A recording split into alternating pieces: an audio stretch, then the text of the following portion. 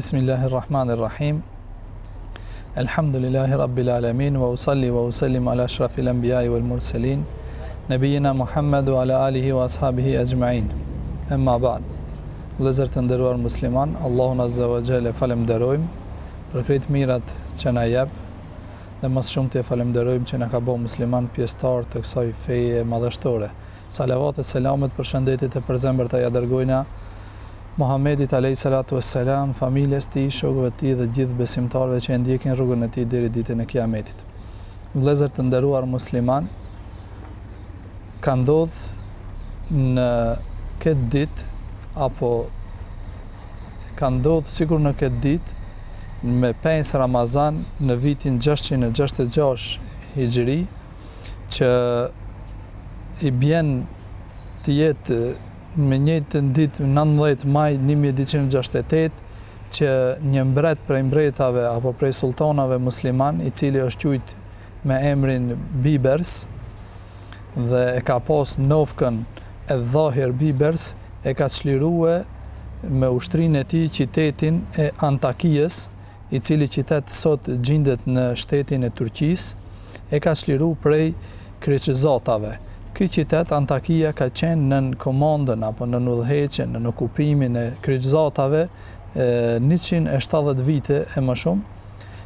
Ky sultan i cili e ka pas sundimin e tij në Egjipt edhe në tokat e Shamit. Kush është mbreti Bibers? Mbreti e Dhahir Bibers është një prej mbretërve të Memalikëve. Memalik ju thuhet sepse këto mbretër më herët kur janë qenë fëmijën e tyre kanë qenë rob të dikuj. Pastaj mbretërit pasardhësit e Salahuddin Ejubit, nipi i Salahuddin Ejubit, ka blej shumë prej këtyre robëve të cilët gjatë luftave të cilët i kanë zhvilluar muslimanët në tokat e Kaukazit edhe në tokat e Azisë mesme dhe Azisë largët, i kanë robëruar këto robë. Dhe një prej tyre ka qenë edhe ky Bibersi, i cili me aftësitë e tij, i cili me zotësinë e tij ka mriqë prej një robi, pastaj që nipi i Salahuddin Ejubit e ka liru prej robnie dhe ka bën një prej komandantave të ushtrisë në Egjipt, pastaj ai me zotësinë e tij ka arritur që të bëhet mbret i Egjiptit. Bibersi ka qenë mbreti apo sultani i 4 me radhë prej sultanave Memalik, i cili ka sunduar Egjiptin edhe Shamin, edhe i cili e ka kushtuar jetën e tij në luftë kundra Kreqëzatave dhe shumë prej qyteteve dhe prej vendeve të cilët i kanë uzurpuar Kreqëzatat, mbreti Dhahir Bibers i ka çliruar prej Kreqëzatave. Mbreti Dhahir Bibers ka gjëra negative dhe ka gjëra pozitive. Prej pozitiveve janë ato të cilët i cekëm, sa ai ja ka kushtuar jetën e tij luftës shenjtë dhe çlirimit të tokave të muslimanëve prej Kreqëzatave dhe gjithashtu ka ndërtuar shumë biblioteka në Kairo, në Aleksandri, në Damask edhe në vende tjera dhe ka ndërtuar shumë xhami të cilat sot e kësaj dite janë prezente, për shembull në Kairo, që është xhamia e mbretit Dhahir Bibers, edhe është lagja me emrin e tij, gjithashtu edhe në Damask edhe në vende tjera, edhe shumë ka pas kujdes të madh dhe kujdes të veçantë i ka përkushtuar ndërtimit të ndërtesave, të rrugëve, të kalajave, të xhamiave e kështu me radhë. Mirë po prej gjërave të cilat i ka pas negative, se ai i ka bërë disa padrejtësi ndaj disa njerëzve dhe sidomos padrejtësinë më të madhe që e ka bërë ndaj shokut të tij të jetës, mbretit Kutuz, të cilin mbret Dhahir Bibers e ka vrarë dhe e ka vrarë për shkak që më ia marr mbretërinë dhe pastaj pasi që e ka mbyt ato ja ka marr mbretërinë mbretit Kutuz. Kjo është e cila ceket në histori prej padrejtësive që i ka bërë ky mbret. Megjithatë çdo njeri ka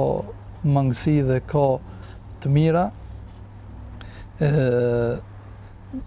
Dhe lutim Allahun azza wa jall që ai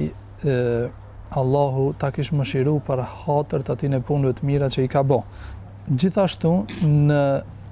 Gjithashtu në një ditë sikur kjo ditë me 5 Ramazan në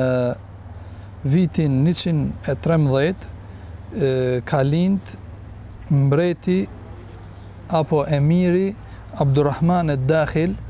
Mbreti Abdurrahman ad-Dakhil i kanë thonë me këtë emër sepse ai është një prej pak emevive i cili ka shpëtu nga Abasit dhe pastaj ka shku dhe e ka formu imaratin emevi në tokën e Spanjës, në Endelus, dhe është i pari i cili pasi që ka ra mbretënia apo khilafeti emevive në Damask, në lindje, ai e ka themelu imaratin e emevive në perëndim, dhe më thonë në tokën e Spanjës. Gjithashtu, më 5 Ramazan, sikur në këtë ditë, ka ndodhë në vitin 1367 Hijri, që është i njëjtë me vitin 1948, 11 e 7 muj, ka ndodhë që jehudit e kanë bërë një masakër në qytetin Lud të Palestinës, që kanë vrarë shumë gra, fëmijë dhe pleq, dhe para se me anis me bën atë masakrën e kanë bombardu mas pari qytetin Lud, pastaj kanë hi komsoria, ushtria e jehudive dhe nuk ju kanë lënë njerëzve vetëm se gjys ore kush don me hik dhe nuk ju kanë lënë drejt të marrin as ushqim, as pije, as kur gjo me veti, që si pasojë e kësaj shumë njerëzi pastaj kanë vdek edhe rrugës duke ikur prej jehudive dhe e kanë bë këtë masakër të madhe që është regjistruar në histori. Dhe për fund e lutim Allahun Azza wa Jall që të kemi dobi nga këto detyri që i marrim. Wassalamu alaikum wa rahmatullahi wa barakatuh. Allahu Allahu Allahu Allah Allahu